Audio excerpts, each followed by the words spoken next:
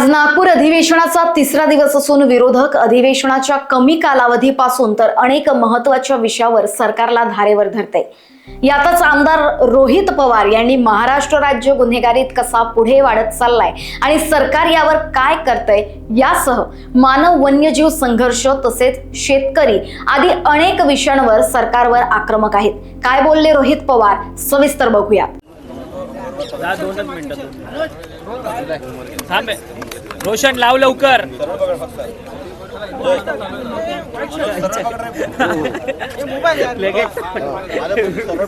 चालू करू का? हा दादा सुरू।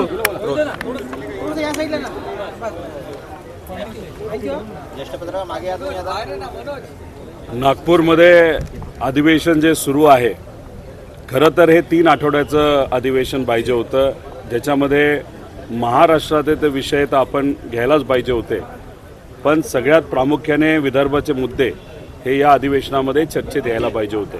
पण दुर्दैव असं गल्लीतले विषय या अधिवेशनामध्ये जास्त चर्चेत दुर्दैवाने त्या ठिकाणी येत आहेत, पण महत्त्वाचे विषय कुठेतरी बाजूला राहत आहेत। पण शेवटी मराठी मीडिया लोकांपर्यंत अनेक महत्त्वाचे मुद्दे हे घेऊन जात असते, त्यामुळे आज आपल्या सर्वांसमोर एक महत्त्वाचा मुद्दा आणि अधिवेशनामध्ये सुद्धा हा मुद्दा त्या ठिकाणी आम्ही सर्वजण मिळून मांडणार आहोत, ते म्हणजे NCRBचा एक रिपोर्ट, म्हणजे केंद्र सरकारचा एक रिपोर्ट काही दिवसांपूर्वी हा प्रसिद्ध झाला।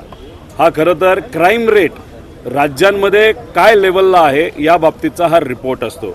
याच्यामध्ये विकासाच्या बाबतीत महाराष्ट्राचा अव्वल नंबरला दुर्दैवाने त्या ठिकाणी जाऊ शकला नाही, पण क्राईमच्या बाबतीत मात्र महाराष्ट्राचा कुणीही हात धरू शकला नाही, अशी आजची परिस्थिती आहे। याच्यामध्ये आपण बघितलं तर विनयभंगमध्ये महाराष्ट्र दुसरा आहे, बलात्कारमध्ये महाराष्ट्र हा UP आणि बिहार नंतर 4था नंबरला त्या ठिकाणी आहे, सेक्शुअल हॅरेसमेंट महाराष्ट्र दुसरा, त्याच्याचबरोबर विदेशातून मुली इम्पोर्ट करण्यासाठी महाराष्ट्र पहिला, ह्युमन ट्रॅफिकिंग मानवी तस्करीमध्ये महाराष्ट्र पहिला, त्याच्यावर पॉस्कोमध्ये महाराष्ट्र दुसरा, लहान मुलांशी संबंधित कायद्याचे गुन्हे महाराष्ट्र पहिला, लहान मुलींची किडनॅपिंग महाराष्ट्र पहिला, किडनॅपिंगमध्ये UP बिहार नंतर महाराष्ट्र तिसरा, अशी महाराष्ट्राची परिस्थिती आहे। या मुद्द्यांवर खऱ्या अर्थाने चर्चा व्हायला पाहिजे, पण आपण विधान परिषदेमध्ये चर्चा जर बघितली तर गल्लीतली भांडणं याच्यावर चर्चा करण्यामध्ये एक दीड तास त्या ठिकाणी घालवला जातो। खऱ्या अर्थाने या विषयावर चर्चा केली गेली पाहिजे असं आमच्या सगळ्यांचं मत आहे। आणि याच्याबरोबर शेतकरी, कष्टकरी, विद्यार्थी, महिला, युवा या विषयावर पण चर्चा खऱ्या अर्थाने होण्या पाहिजे, पण ती आज होताना दिसत नाही। आज काही विषय हे अधिवेशनामध्ये चर्चेत येणार आहे आणि त्यासाठी आम्ही सर्वजण आज इथं आलेलो आहोत त्या विषयावर बोलण्यासाठी। सर, राज्यामध्ये बिबट्यांचे हल्ले फार वाढलेत आणि त्यासाठी आता 1 कोटी रुपयाच्या बकऱ्या जंगलामध्ये सोडण्याचा निर्णय सरकार घेत आहे। काही बिबटे परदेशात पाठवायचा निर्णय घेत आहे, आफ्रिकेला। आता काय निर्णय घेतात ते तुम्ही घ्या, पण फक्त घोषणा करू नका एवढी विनंती त्या ठिकाणी आहे। अजून एक महत्त्वाचा विषय आपण समजून घ्या, यात भेदभाव कसा केला जातो। जेव्हा आंबेगाव, जुन्नर या भागातल्या सर्व स्थानिक नागरिकांनी एक मोठं आंदोलन केलं होतं या बिबट्याच्या परिस्थितीच्या विरोधात, तेव्हा तिथं मंत्री आले, उपमुख्यमंत्री त्या ठिकाणी एकनाथ शिंदे साहेब तिथं गेले, तिथं जे आंदोलन करत होते त्यांच्यावर वेगळ्या कलमाच्या अंतर्गत कारवाई झाली। पण दुर्दैव असं सर्व समाजाचे, सर्व पार्टीचे लोक तिथं आंदोलन करत होते आणि तिथं एकनाथ शिंदे साहेब गेल्यानंतर त्यांनी सांगितलं की ठीक आहे, तुम्ही आंदोलन लोकांसाठी केलं, लोकांच्या हितासाठी केलं, ज्या ज्या लोकांवर कारवाई झाली विविध कलमाच्या अंतर्गत, हे सगळी कलम आम्ही मागे घेऊ असं सांगण्यात आलं। पण जे सत्तेतले कार्यकर्ते होते, पदाधिकारी, नेते होते, त्यांच्यावरचे कलम हे मागे घेतले, पण राष्ट्रवादी शरदचंद्र पवार, काँग्रेस या सर्व कार्यकर्ते ज्यांनी आंदोलन केलं त्यांच्यावरचं मात्र कलम हे दुर्दैवाने मागे घेतलेलं नाही। म्हणजे सरकार भेदभाव करत असताना या बाबतीत सुद्धा भेदभाव करतंय। बिबट्याच्या बाबतीत त्यांनी आंदोलन केलं आणि सत्तेतल्या लोकांवरचे फक्त कलम मागे घेतले आणि जे विरोधात आहेत त्यांचे कलम मात्र त्या ठिकाणी तसेच ठेवले।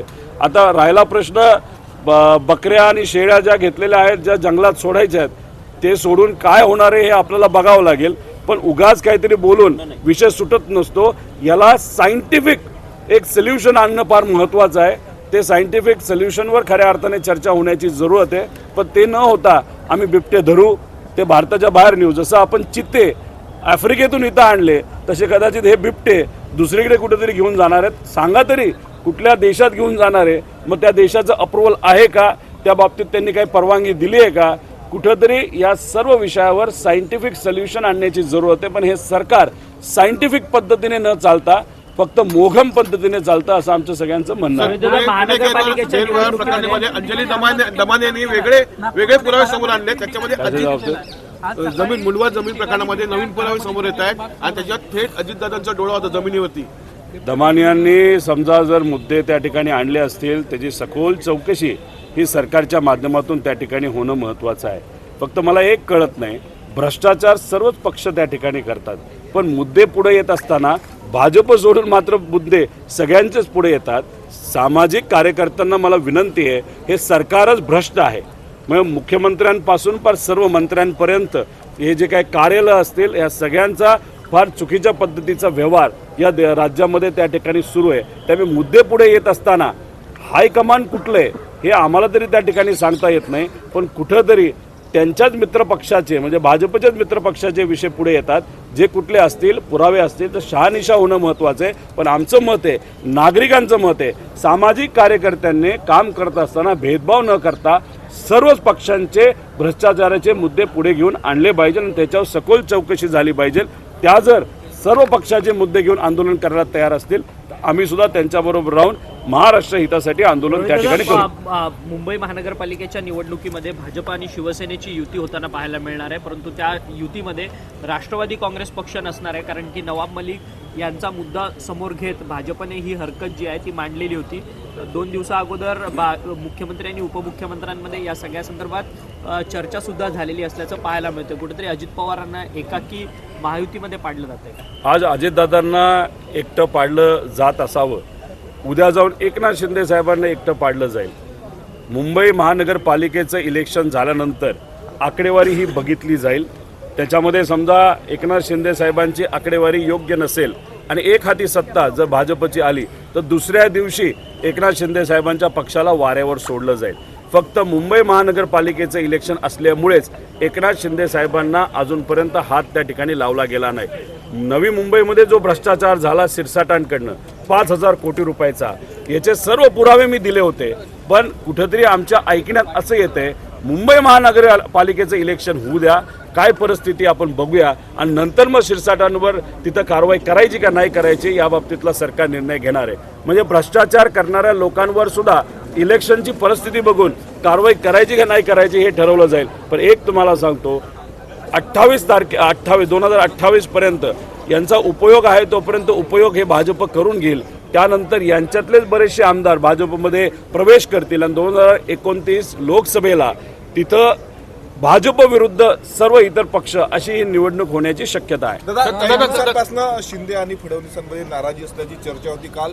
दुसरीकडे जर आपण पाहिलं तर शिंदेंनी स्तुतीस तुमनं फडणवीसांवर उधळलेली आहे. त्यांनी म्हटलं की कोई कितना भी चाहे हमें जुदा नहीं कर सकता. काय झालंय की एकनाथ शिंदे साहेब नाराज होतात, मग ते कुठेतरी साताऱ्यामध्ये त्यांच्या गावामध्ये जाऊन शेती करतात, नाही तर दिल्लीला जाऊन बसतात. आता दिल्लीला जाऊन कोणाशी भेटतात काय बोलतात माहीत नाही. मग ही नाराजगी अनेक दिवस चालल्यानंतर दिल्लीतले काही लोक हस्तक्षेप करतात. मग त्याच्यामध्ये मांडवली होते, चर्चा होते, सीटमध्ये पुढं मागे त्या ठिकाणी होतं तिकिटाच्या बाबतीत. आणि मग हे सगळं झाल्यानंतर परत हे लोक प्रेमात पडतात. म्हणजे लव्ह अँड हेट रिलेशनशिप आहे, पण ती स्वार्थापोटी आहे. किती तिकीटं मिळतात, किती संधी त्यांच्या कार्यकर्त्याला त्या ठिकाणी दिली जाते, किती निधी दिला जातो, निधी मिळतो का नाही मिळत, पदं कुठली मिळतात, पालकमंत्री पद मिळतं का नाही मिळत, या सर्वांवर चर्चा झाल्यानंतर परत ते प्रेमात पडतात, परत नाराजगी होणार आहे. पण काही झालं तरी मुंबई महानगरपालिकेचं इलेक्शन झाल्यानंतर कितीही प्रेमाचे संबंध त्यांचे असले तरी त्यांचं राजकीय डिवोर्स 100% त्या ठिकाणी होईल. आणि हे तिन्ही पक्ष वेगळे राहून बीजेपी विरुद्ध इतर पक्ष अशी ही लढत येणारी लोकसभा आणि विधानसभा नक्कीच त्या ठिकाणी होऊ शकते.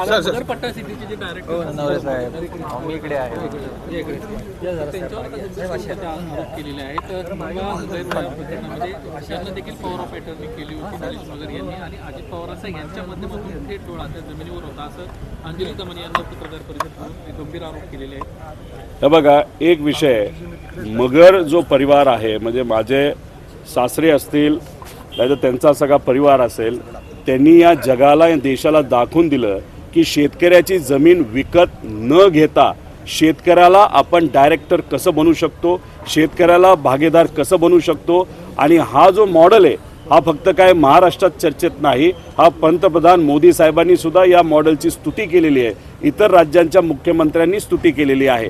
त्यामुळे दमानी यांना मला एवढंच सांगायचं आहे की टार्गेट करत असताना जर अभ्यास करून तुम्ही त्या ठिकाणी टार्गेट करा. विषय राजकीय लोकांचा असेल तर राजकीय विषयावर चर्चा करायला आम्ही सर्वजण तयार आहोत, पण फक्त कुठल्याही परिवाराला त्याच्यामध्ये अडकवायचं नाही तर त्या बाबतीत ती चर्चा करून आणायची, हे जर त्या ठिकाणी करत असतील तर हे योग्य नाही. राहिला प्रश्न निलेशराव मगरांचा, त्यांचे व्यक्तिगत काय व्यवहार होते, कोणाबरोबर व्यवहार होते हे त्यांनाच त्या ठिकाणी माहिती.